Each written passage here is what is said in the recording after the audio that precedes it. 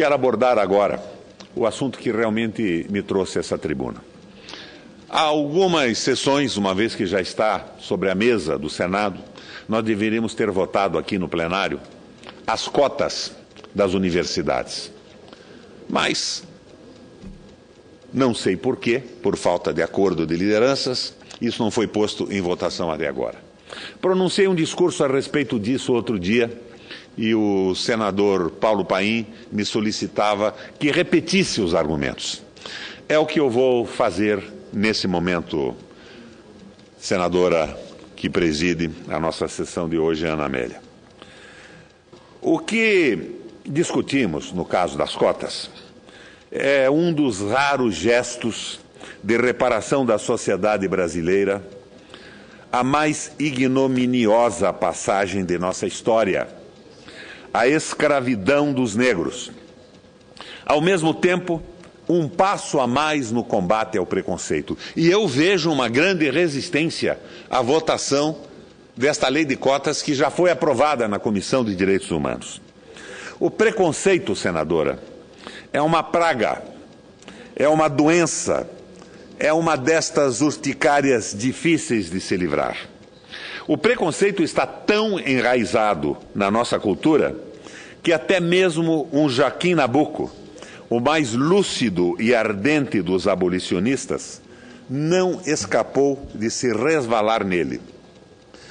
Seu liberalismo, o do Joaquim, sua dedicação à causa da extinção da escravatura, todavia não o impede de fazer uma dura reprimenda a José Veríssimo, quando este, em artigo publicado logo depois da morte de Machado de Assis, refere-se ao nosso maior escritor como mulato, como mestiço.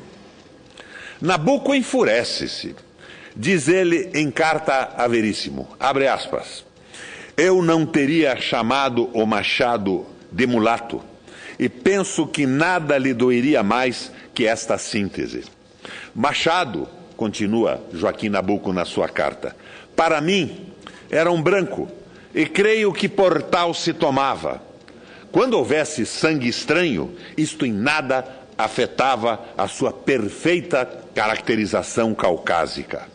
Eu, pelo menos, só vi nele o grego. O nosso pobre amigo, tão sensível, preferiria o esquecimento à glória, com a devassa sobre suas origens. Fecha aspas. E olha, que Veríssimo diz que Machado de Assis foi um gênio, apesar de mulato. Mas nem isso Nabuco aceita. Ele exige a exclusão de qualquer referência às origens raciais do fundador da Academia Brasileira de Letras.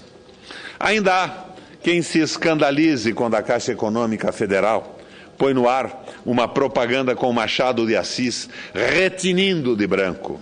Nada é gratuito, nada é ao acaso. Estamos fortemente atados à nossa formação, à nossa história, às jaboticabas dos nossos quintais. O que são as nossas instituições e as nossas comunicações, se não a mais acabada, a mais miserável, a mais vexatória expressão do conservadorismo, do racismo e do preconceito? Não é à toa que fomos o último país a liberar os negros da escravidão. Não é à toa que a abolição da escravatura tenha se arrastado no Congresso Imperial por tanto tempo e que ela tenha vindo aos soluços, aos trancos e barrancos, a cada etapa fazendo supostas concessões, verdadeiras fraudes ao objetivo final. Eu lembro aqui essa história recorrente do antissemita que declara, não, mas eu tenho um amigo judeu, ele tem um, e detesta a origem de todos os outros. Essa diferenciação do racista é clássica na sociologia brasileira. Nunca é demais lembrar que até mesmo alguns dos defensores do fim da escravatura, que se diziam doutrinariamente liberais, queriam que os proprietários de negros fossem indenizados, a pretexto de que os contratos deveriam ser honrados, pacta sunt servanda, que os proprietários de negros não poderiam ser privados assim, sem mais ou menos, de suas posses. Consideravam os negros posse, propriedade dos escravocratas. Estão aí os avós de nossos liberais de hoje, que também desfraudam o princípio do pacta sunt servanda, ainda que os contratos sejam nocivos aos interesses nacionais. Ó Deus, à medida que a escravidão não foi combatida na imprensa, nos púlpitos, na academia, não tivemos no país uma cultura anti-escravagista. Não se disseminou no país um sentimento de solidariedade aos negros, um sentimento de horror, de repulsa à barbárie escravocrata. Pelo contrário, havia uma convivência com aquela bestialidade, com aquela ignomínia, como se tratasse da coisa mais normal sobre a face da terra. A omissão da Igreja, neste Brasil à época, 100% católico, foi fundamental para que não houvesse entre nós esta cultura anti-escravagista que resultasse na sequência em uma cultura antirracista, uma cultura humanista que inculcasse nas nossas elites sentimentos civilizados. Débeis que fossem esses sentimentos, já seria, senadora, alguma coisa.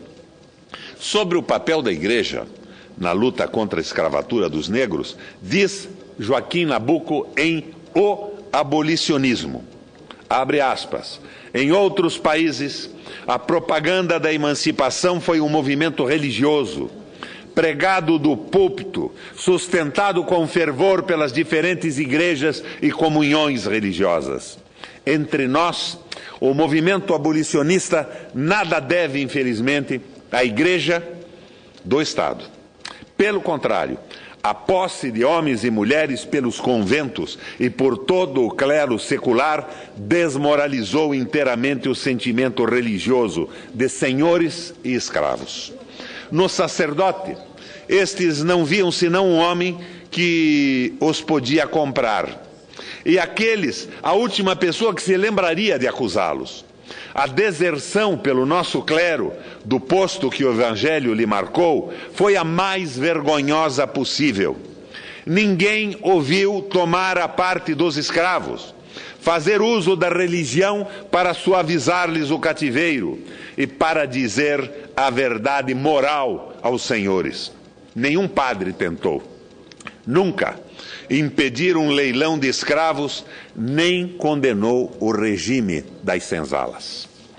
Conclui Nabuco, abre aspas, a Igreja Católica, apesar de seu imenso poderio em um país ainda em grande parte fanatizado por ela, nunca elevou no Brasil a voz em favor da emancipação. Já é tarde, mas ainda é tempo de termos o apoio das igrejas, de todas elas, à política de cotas, que uma parte lúcida e civilizada do Congresso Nacional pretende implantar. Com esta omissão da Igreja, Nabuco antevê uma dificílima tarefa pós-libertação dos escravos.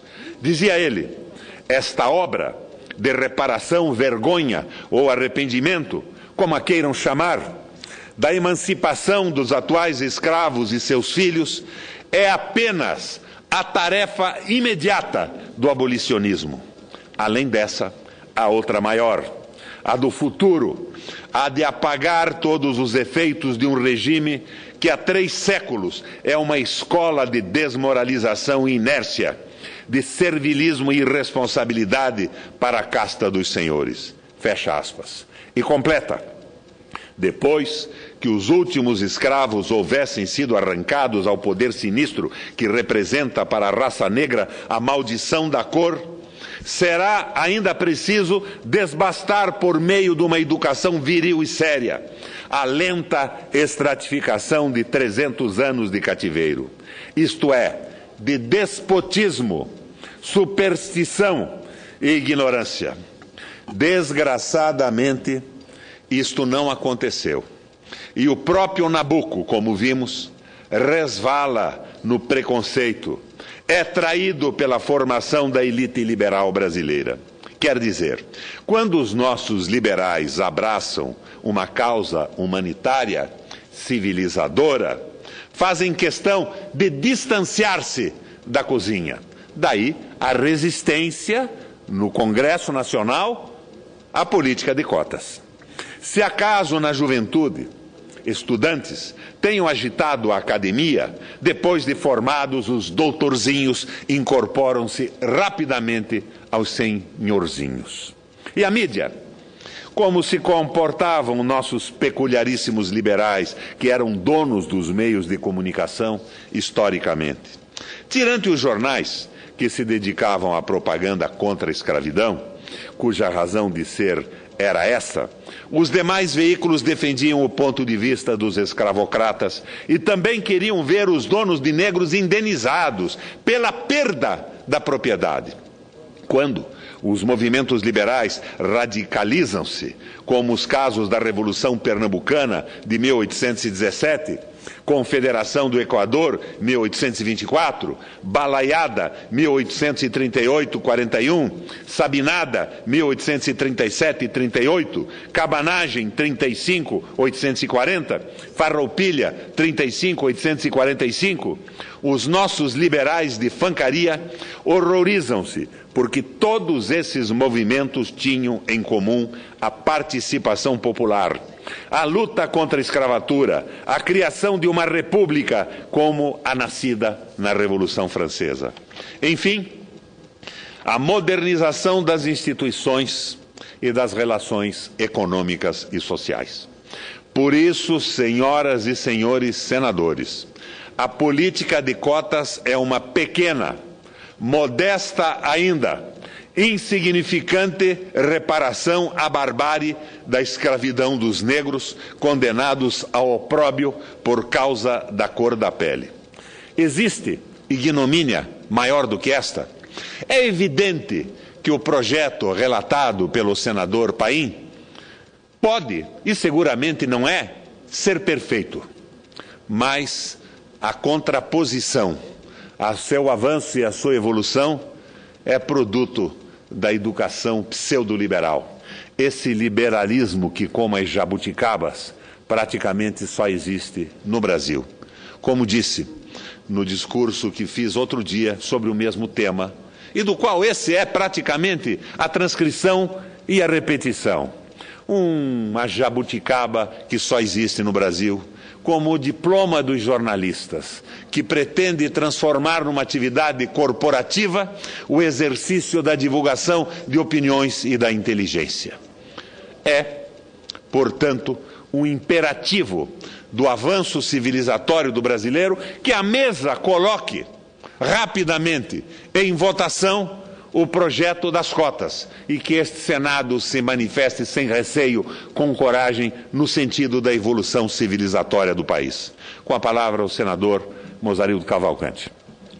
Senador Requião, quero cumprimentá-lo pela análise que faz da questão da escravidão, da emancipação dos escravos, a abolição da escravatura, como queira se chamar, porque realmente esse é um tema, como disse bem Vossa Excelência, aquele gesto foi, na verdade, precedido de um gradualismo com a lei do ventre livre, a lei do sexagenário, até chegar na abolição com essas restrições que Vossa Excelência colocou. Fatos históricos. Como é histórico também que, como disse Vossa Excelência, a Igreja não se envolveu em nenhum desses movimentos, ao contrário da maçonaria, que se envolveu em todos eles. Foram maçons ilustres no Senado e no Parlamento brasileiro, que trabalharam por isso. E mais, a maçonaria passou a adotar o seguinte lema no momento que abraçou a causa. Se nós dizemos que somos homens livres e de bons costumes, nenhum maçom poderia ter escravo. Portanto, os maçons começaram imediatamente a dar alforria aos seus escravos sem indenização. E a partir daí também, a maçonaria só aceitava nos seus quadros quem não tivesse escravos ou quem os emancipasse. Mas, disse Vossa Excelência muito bem, só o fato de abolir a escravatura, que foi importante, realmente não resgata a dignidade desses cidadãos e cidadãs. Essas cotas, para mim, inclusive como está o projeto agora, fica redonda, porque não são só os negros, índios e os mais pobres, oriundos das escolas públicas. Exatamente. Então, dessa forma, eu acho que é uma proposta muito realista, porque, vamos dizer, no meu estado, por exemplo, 30% de índios, não sei quanto temos de negros assim de cabeça, mas alguma coisa equivalente. Então, por que não atender a essas populações? E por que não atender também aos brancos pobres que vêm de escola pública? Então, concordo com Vossa Excelência e, de acordo justamente com o meu pensamento, eu vou votar a favor desse projeto, porque acho que ele é um projeto justo. Não é, como diz, já li isso na imprensa, que tira a meritocracia. Não é verdade. Eu acho que a meritocracia vai se fazer, e já tem exemplos de alunos que entraram em algumas faculdades que aceitam as cotas, que entraram pela cota e são brilhantes estudantes dentro das universidades. Não é o vestibular que iguala todo mundo que vai dizer que o estudante vai ser bom depois. Então, eu quero, portanto, cumprimentar a Vossa Excelência e dizer que esse projeto está justo, redondo e deve ser realmente colocado em votação o mais rápido possível. Eu só faria, senador Mozarildo, um reparo ao projeto. Ele quantifica o número de cotistas em função da sua presença estatística nos estados.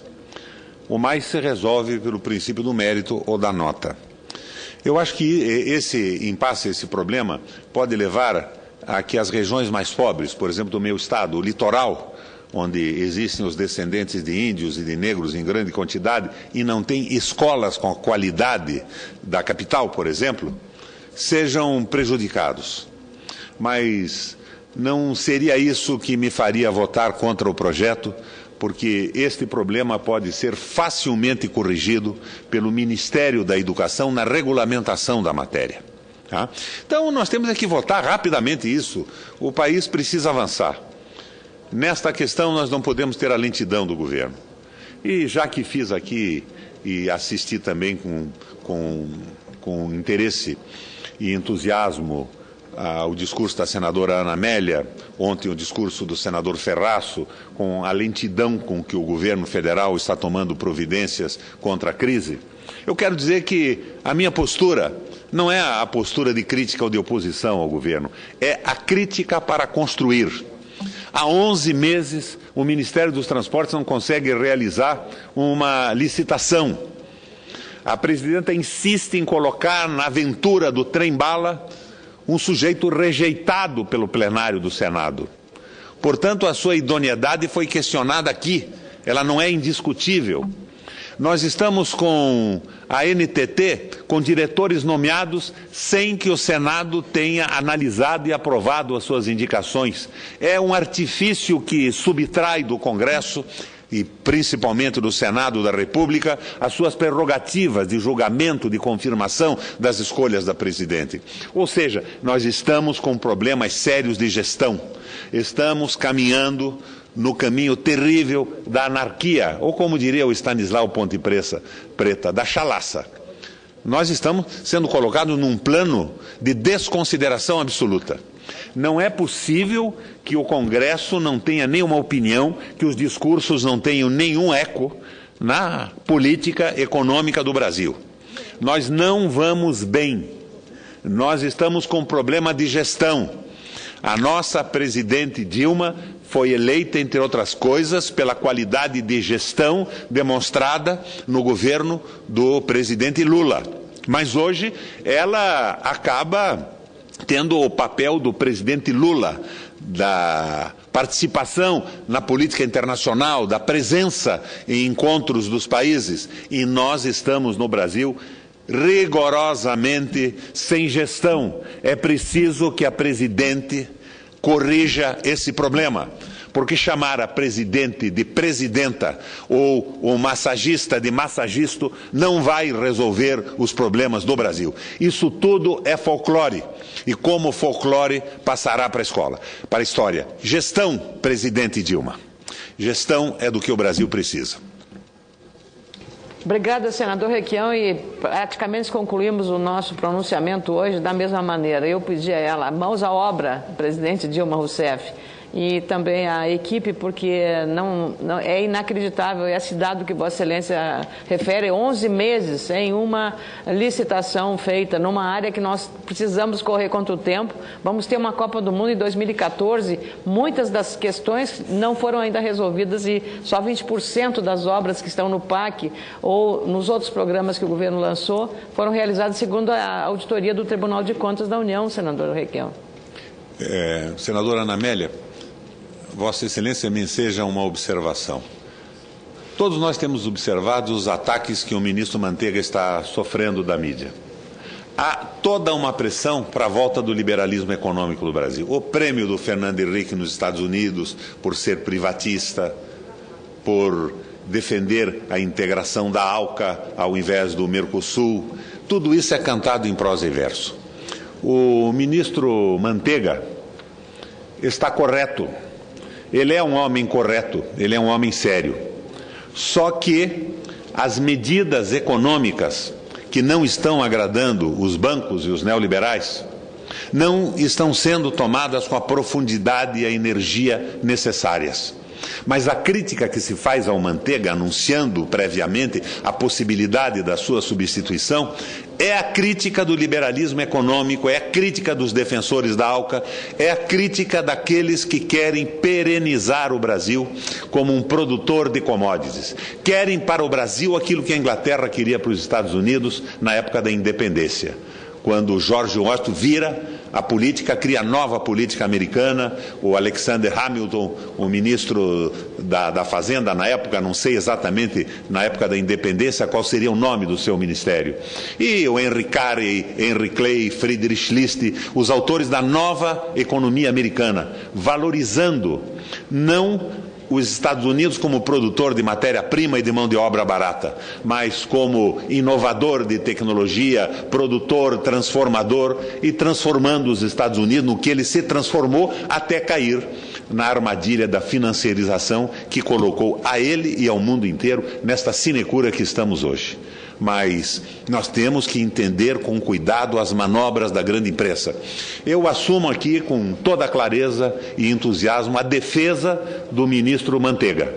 Ele está certo. Agora, ele precisava da mão forte da presidenta autorizando medidas mais duras. Quem não gosta do ministro Manteiga é banqueiro, não é o povo brasileiro. O governo achou um bom defensor na manhã de hoje aqui neste plenário, senador Roberto Requião, porque o senhor era visto como um oposicionista ao governo, mas a defesa candente agora do ministro Manteiga prova que o senhor é um aliado da presidente Dilma. Eu sou um aliado do Brasil e do nosso povo. E acredito que a presidente Dilma precisa se libertar dessas pressões e fazer um governo mais firme. Aliás, ela foi muito firme na questão do Mercosul, da suspensão do Paraguai e na entrada absolutamente da Venezuela com os seus 366 bilhões de dólares de PIB para a consolidação desse projeto de crescimento do Cone Sul sul-americano.